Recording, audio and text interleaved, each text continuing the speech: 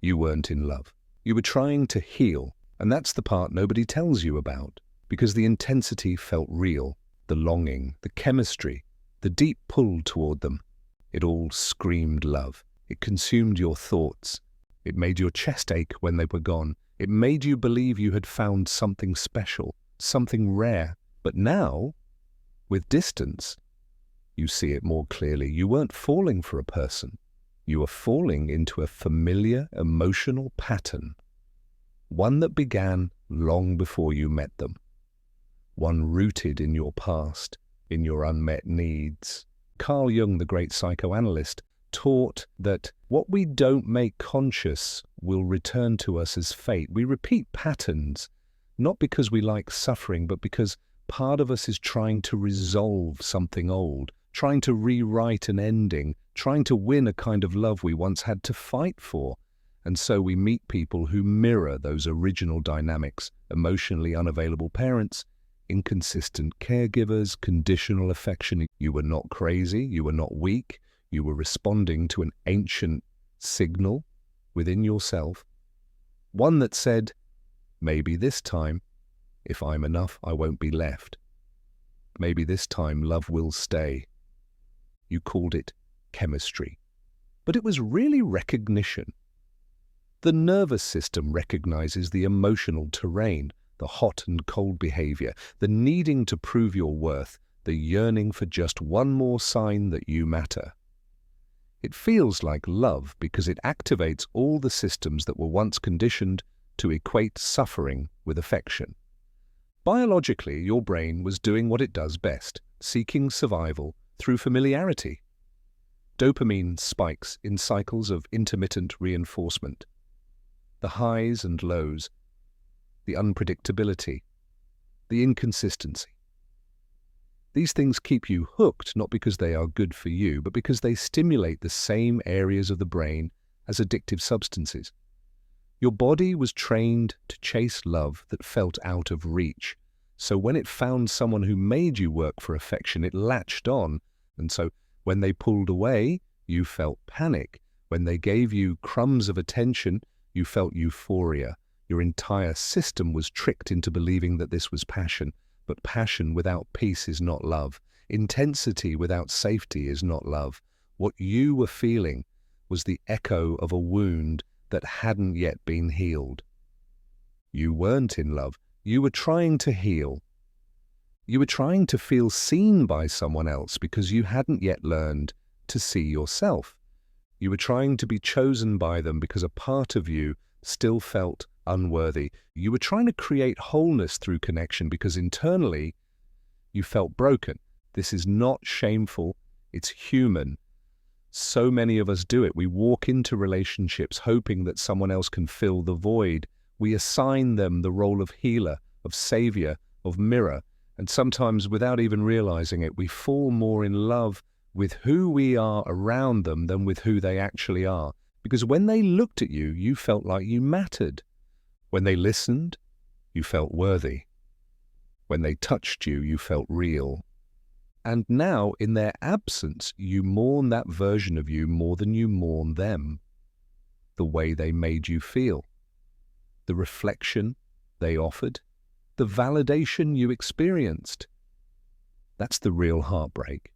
Not the loss of the person, but the loss of the self you only met through them. But that self is not gone. It was always you. They just activated it.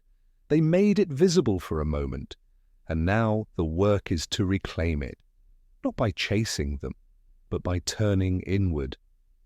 By learning to love yourself in the way you once needed them to.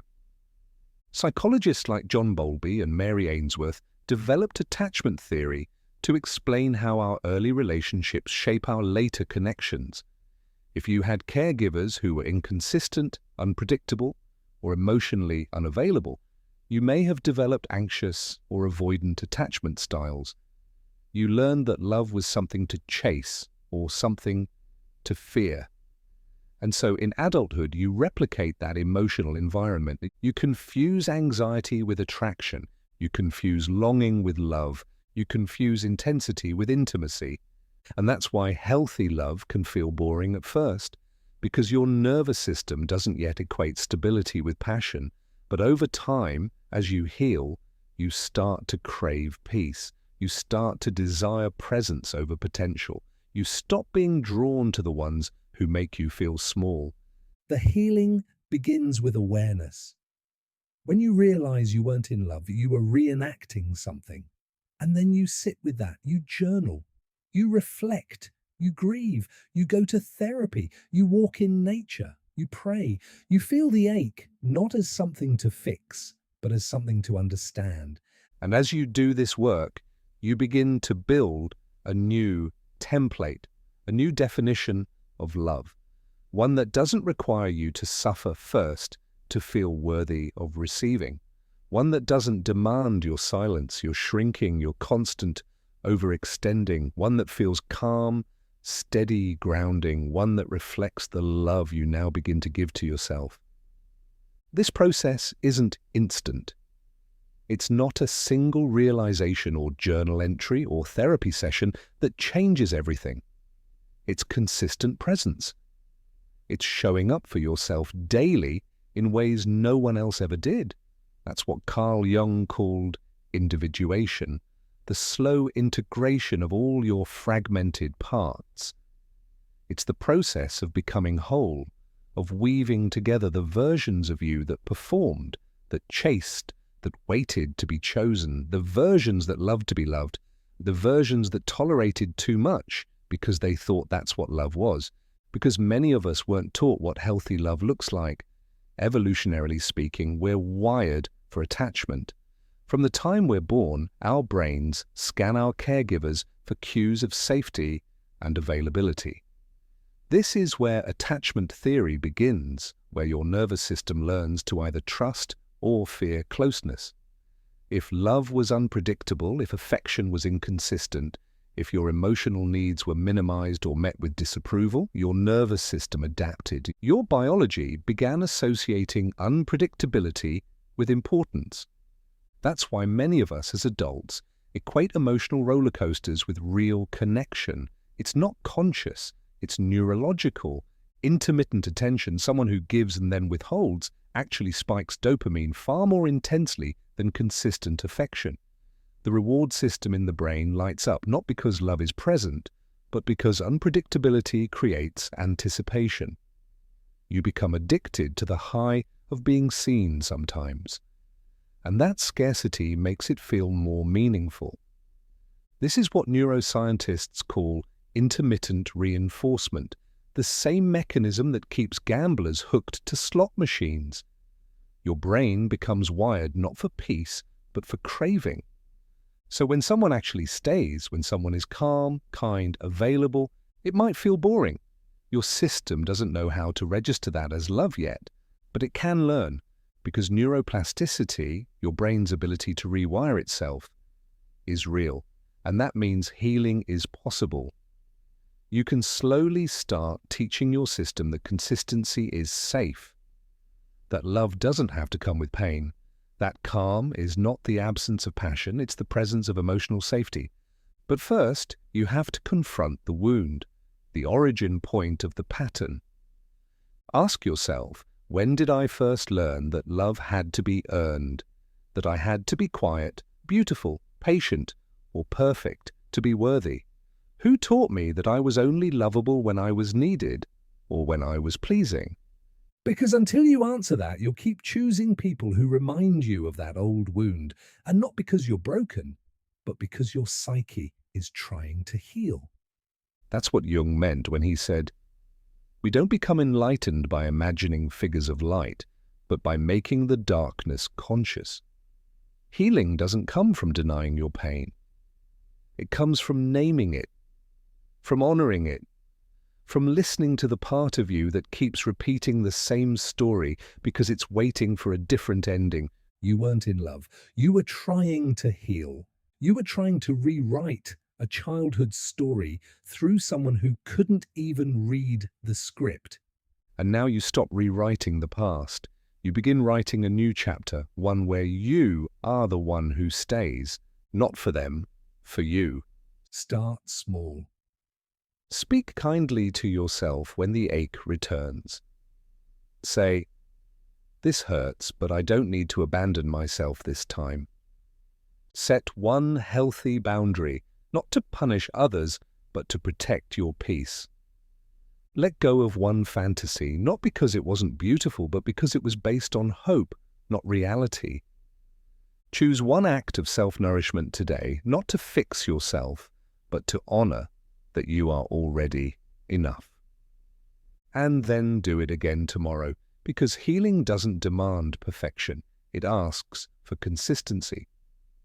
Over time, you begin to rebuild trust with yourself. Over time, you stop chasing those who leave. You stop romanticizing the person who could never truly see you. You stop waiting for closure from someone who was never capable of giving it, because you're not healing for them. You're healing for the version of you who gave too much, stayed too long, cried in silence, waited for the text, blamed themselves for being too much. That part of you deserves peace. And peace doesn't come when someone else finally chooses you. It comes when you choose yourself. Through the ache, through the silence, through the late nights and empty mornings, through the memories that still tug. You stay. That's what heals you. Not understanding why they left, not knowing if they think of you, Not receiving the apology, but your own presence. your own commitment, your own love, because the person you were trying to become when you were loving them, that's still you. That version of you, kind, present, open-hearted, isn't lost just because they left. They were never responsible for activating that light in you. You were. And now, you get to meet yourself without distortion, without needing someone else to reflect your beauty back to you, without waiting to be validated into feeling whole. This is what Jung pointed to again and again. That wholeness is not something we achieve through others. It's something we remember within ourselves. You weren't in love. You were trying to heal. You were trying to finally be seen by someone outside because you hadn't yet learned to see yourself inside. But now you know. You don't need to be chosen to feel valuable. You don't need to be wanted to feel worthy. You don't need to be held to feel whole. And that's not the end of love. It's the beginning of it. Because now you don't love to be completed. You love to expand. Now you don't fall for chaos. You walk toward peace. Now you don't seek fireworks. You seek a soft place to land. And yes, it might feel unfamiliar. Your nervous system might still crave the old highs. You might still feel a pull toward the unavailable, the mysterious, the one who keeps you guessing. But now you pause, you breathe. You remember, this is not love, this is a wound asking to be seen. And instead of chasing, you soothe. Instead of proving, you rest. Instead of performing, you simply are. That is what healing looks like. It's not glamorous, it's not viral, but it's revolutionary, because when you heal, you stop passing the wound forward. You stop choosing people who mirror your pain and start choosing people who mirror your peace. You become less reactive, more discerning. You don't need constant reassurance. You don't confuse intensity with depth. You don't see anxiety as proof of love. You begin to feel safe in the quiet, in the slow, in the steady. And that steady love, it starts with you. Not love that hurts, not love that demands you shrink, not love that keeps you waiting, but love that stays, love that builds, love that sees. Start with you, end with you, stay with you. That's where the healing happens. That's where the story changes. That's where real love begins. Because you weren't in love. You were trying to heal, and now finally you can.